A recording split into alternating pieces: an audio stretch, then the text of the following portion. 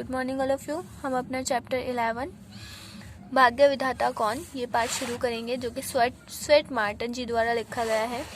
इसमें हम यहाँ तक कर चुके हैं। अब हम आगे करेंगे। एक घटना और है।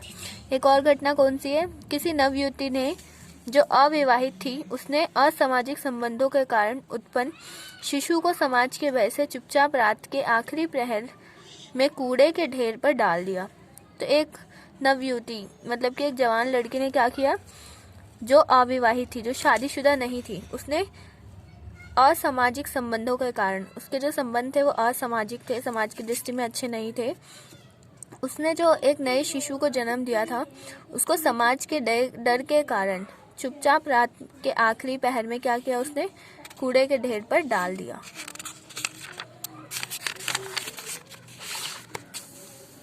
नवजात शिशु जीवित था और ये जो बिल्कुल नया आया हुआ शिशु था, बच्चा था, वो बिल्कुल जिंदा था, हाथ पैर मार रहा था। सवेरा होते ही राहगीरों की उस पर नजर गई, और जैसे ही सुबह हुई तो जो राहगीर थे, जो राह पर चलने वाले लोग थे, उसकी उस पर नजर गई, भीड़ लग गई।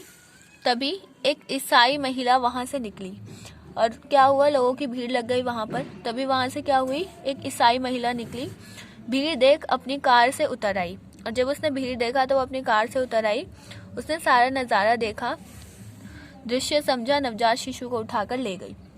उसने सब कुछ देखा, उसके बाद समझने की कोशिश की कि क्या है ये सब कुछ। उसके बाद वो नवजात शिशु को उठाकर अपने साथ ले गई। उसने शिशु संरक्षण गृह खोल रखा था। उसने क्या कर रखा था, बच्चों को संभालने के लिए, मतलब बच्चों का घर यानी अनाथालय खोल रखा था। अवैध अनाथ शिशुओं का पालन पोषण करती थी, और वो क्या करती थी, वहाँ छोटे छोटे जो अवैध शिशु होते थे उनका पालन पोषण करती थी। जन सहयोग मिलता था, लोगों की सहायता भी मिलती थी इसमें। संतानहीन दंपत्ति उस संस्था में जाते और कोई शिशु जच जाया करता था तो उसे गोद ले लिया करते थे। उसके बाद क्या होता था, जो संतानहीन दंपत्ति होते थे, जिनके पास अपनी संतान नहीं होती थी, वो संस्था में जाते थे और कोई शिशु जच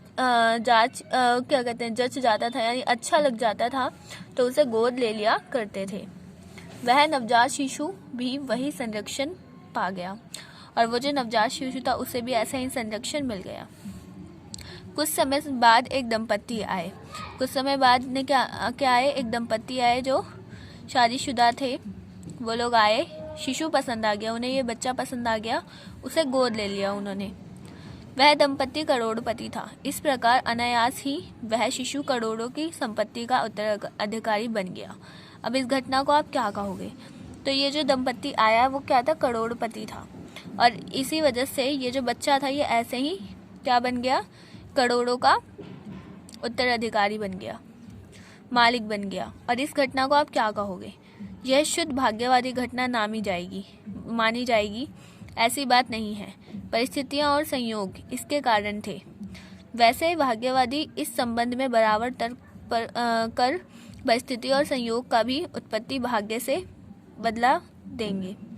तर्क तो अनंत है, पर भाग्यवादी बनना तो ठीक नहीं है।